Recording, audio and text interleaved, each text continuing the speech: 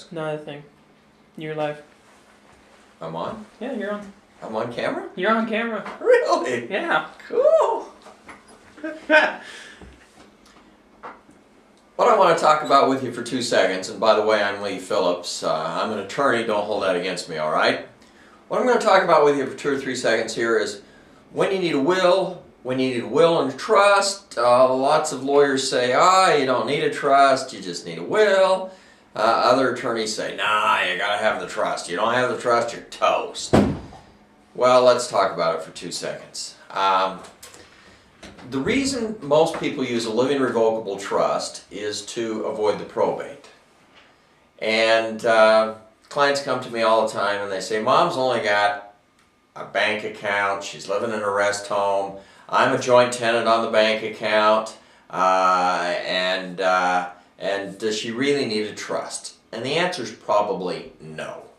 When Mom dies, there isn't going to be any probate because there aren't any assets. There's the bank account. You're on joint tenants with the bank account. Okay, here's the problem with that. Joint tenancy comes with a lot of baggage. And we could do a whole nother thing on joint tenancy, but let me just go through it for 2 seconds. When you put somebody's name on as a joint tenant, that person now owns that asset with you. And the law says that you each own 100%. And don't tell me that that doesn't make sense. I know that. But the law doesn't have to make sense. You each own 100%. You can each access 100%. You can sell 100% of it. So if you own it, if the son gets in trouble, he gets divorced, he doesn't pay his taxes, he has a business failure, whatever it is, Mom's bank account is now subject to that individual's problems. That's a big problem. Mom loses her money. The other major problem, and there's a bunch of them, but the other major one is when Mom dies, whoever's name is on as the signatory on that bank account as joint tenant, they own it. I don't care if there's 6 kids. That kid owns it. They don't have to share it with the other kids. In fact, if they do share it with the other kids, there may be a gift tax problem because they would be gifting each kid's share out to them. So the joint tenancy is a problem, but let's assume everything's okay, and lots of people do this.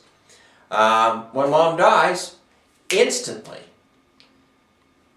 whoever's name's on as joint tenant, they own that bank account. There is no probate. If that's the only asset Mom's got, she doesn't even need a will, frankly. It's gone. If she has a will, that's fine. The will can say where she's going to be buried, can say lots of things, but really there's nothing to say because there aren't any assets. However, if Mom owns a house, and a bank account, and a brokerage account, and a bunch of stuff, you don't want to go putting all the kids' names or one of the kids' names on all of those assets, because remember, when Mom dies, whoever's name's on that piece of property, that kid owns it. Don't care what the other ones say. And it's exposed to their creditors, the kids' creditors. So keep your kids' names off of stuff. Kids are like yogurt. You never know when they're going to go bad. It's a disaster. If you have assets, then let's do a living revocable trust. What you do is you set up the trust and you go to the lawyer, you do it yourself. Most of the do-it-yourself kits are not too good. I happen to have what I think, well, no, not what I think, but I have what is by far the best living revocable trust kit on the market. You can do your own trust. In fact, I'll guarantee you can do it better than 95% of the lawyers in your town. But get the lawyer to do it, you do it, I don't care. You set up a piece of paper. Piece of paper is not enough though. That's not going to avoid probate. You've got to learn how to use the trust. And my kid I go through for a long time, I teach you how to use the trust. Lots of things you've got to do. What you've got to do, for example, one thing, is you've got to make the trust own the house. You've actually got to redeed the house from Mom to the trust. You've got to change the bank account from Mom's and your name as joint tenants to the trust's name. Now you can still sign on it, but you sign now as trustee, not as joint tenant. Big difference there. So, yeah, whether you need a will, whether you need a trust, depends upon how many assets you've got. If mom doesn't have anything, there really isn't anything, don't worry about the trust.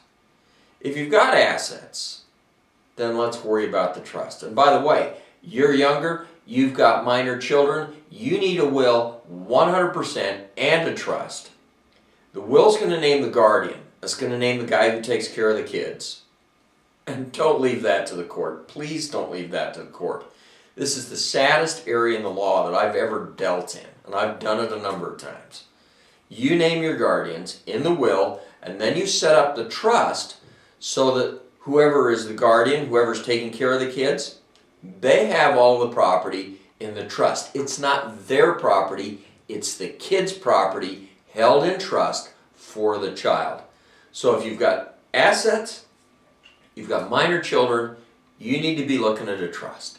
If mom's older, dad's older, they don't really have much, then you can get away with a will, or just even putting the kids' names on as joint tenants or pay on death at the bank account, whatever it is. There's lots of ways to avoid probate besides the trust. They're not very good ways, but the fact of the matter is a lot of Americans use them and they get away with it. So, property, kids, trust, not much property, probably a will, or not even a will, just the joint tenants or the pay on death accounts or those sorts of things. This is Lee Phillips. Talk to you for 2 seconds here about whether you need a will or a trust. And by the way, when you get a trust, you're going to have a will too. It's called a pour-over will. Don't worry about it. You'll always have a trust and a will.